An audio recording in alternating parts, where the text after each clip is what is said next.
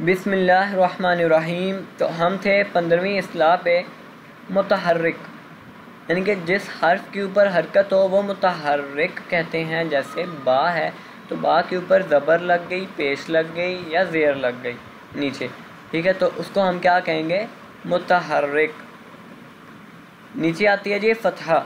ज़बर को कहा जाता है फ़तहा, और जिस हर्फ के ऊपर फ़तहा हो उसे मफ्तूह कहा जाता है। जैसे बा के ऊपर ज़बर लगा दें तो बा क्या बन जाएगा? मफ्तूह। इसी तरह कसरा, कसरा कहते हैं ज़ेर को, ठीक है, और जिस हर्फ के ऊपर कसरा हो उसको हम कहते हैं मकसूर। जैसे बा ज़ेर, ठीक है, तो ये बन जाएगा मकसूर। नीचे आ जाता है गमा, ये पेश जो है इसको कहते हैं गमा, ठीक है, और जिस हर्फ पर गमा हो उसे मज़मूम कहा जाता है, ठीक है, जैसे बा पेश।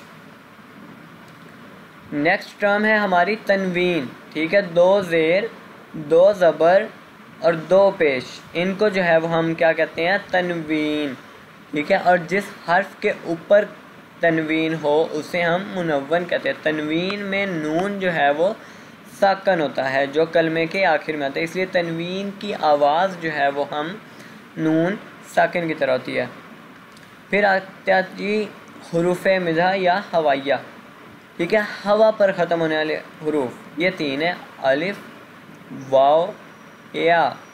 साकिन मा कबल हरकत मवाफिक, जैसे ये अल्फाज, ये जो है वो एक कलमा इधर लिखा हुआ है, ठीक है, औ नहीं ऊज़ीना, ठीक है, ये इस ऐसे अल्फाज को जो है वो हरूफ़ हवाइया कहा जाता है।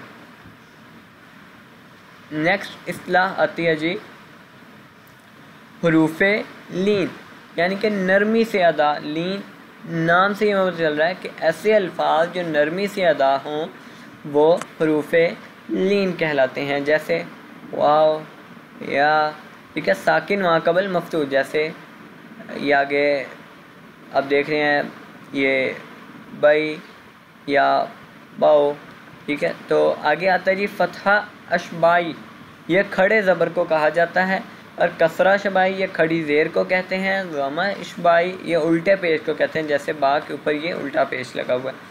सुकून जो है ये सुकून जज़म को कहते हैं, जिस हर्फ पर सुकून हो उसे साकन कहते हैं, जैसे आ में नून है, ठीक है। फिर आगे तशदीद शद्द को कहते हैं, जिस हर्फ पर शद्द हो उसे मुशद्दद कहते हैं, जैसे ये आगे लफ्ज़ है अफ।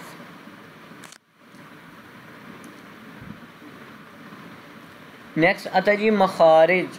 मखारिज यानी कि मुंह के वो हिस्से जहाँ से हुरूफ अदा होते हैं, जैसे हल्क या फिर लसान वगैरह, हमारी ज़बान। तो ऐसे हिस्से मुंह के जहाँ से हम अल्फाज को अदा करते हैं वो हिस्से जो है वो मखारिज कहलाते हैं।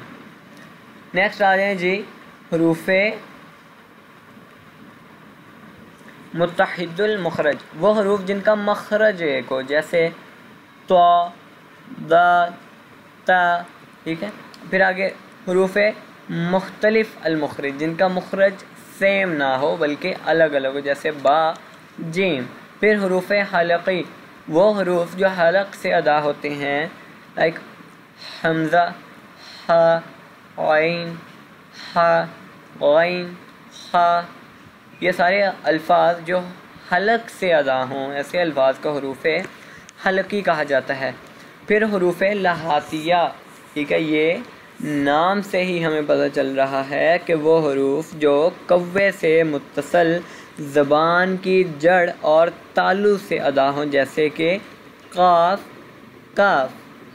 फिर हुरूफ़ शजरिया, वो हरूफ जो ज़बान के दरमियान और तालु के दरमियान से अदा होते, जैसे जीम, शीन, ठीक है। इन हरूफ को बाएतबार मुखरज शजरिया कहते हैं। शजर जो है वो तालु के उस हिस्से को कहा जाता है जो कि जबड़ों के दरमियान ऊपर को उठा हुआ है।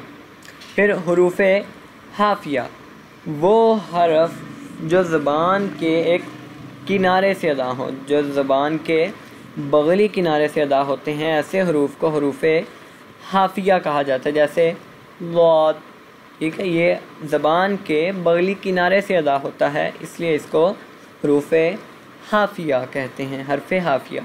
इस तरह